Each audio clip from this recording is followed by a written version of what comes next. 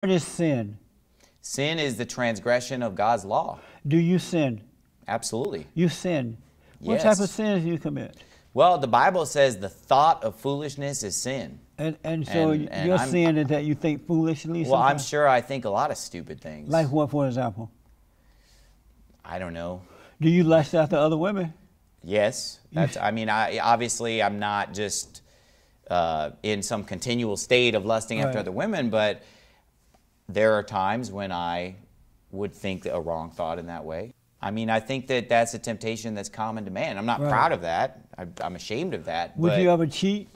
Absolutely not. You would No. not cheat with No, another woman. and I believe that anyone who commits adultery should be put to death. Really? Absolutely. So is when you're thinking about other women sometimes, is that adultery? It's adultery in your heart. And so should you be put to death? Because Absolutely it's the not. thinking about it that's the sin, not the act itself. Well, here's the thing. We have to distinguish between that which is sin and that which is a crime. And so is Okay. adultery a sin? Adultery is both a sin and a crime. And is thinking about it a sin? Yes, but it's And not so a you crime. should be put to death then. No. Because- Because looking on a woman to lust after in your heart is committing adultery in your heart. Therefore, it is sin. Right. But we also must have laws to govern. But God doesn't care about that law thing. He believe He does. He said in the mind is where the act is happening. It's in your mind where you commit the sin, not in the action itself. So in your mind, you're committing adultery.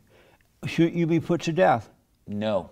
Why not? Because of the fact that literally committing adultery is a crime But that should that be is punished by literally. the state. It is literally because even if let's say that you didn't think on it first, you couldn't even act it out. You have to think on it before you can even Well, act it out. should we have a thought police? No, you have to govern your own self, especially being a Christian. Right. So my point is, you Okay. said that an adultery should be put to death.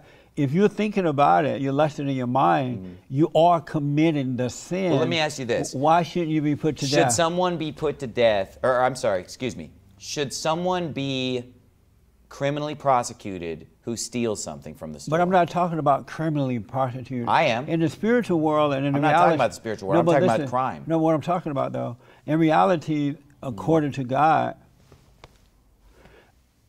the crime is committed in the thought, not the action, but the thought. And as you said, if someone who commits adultery should be put to death, Yeah. you're committing adultery.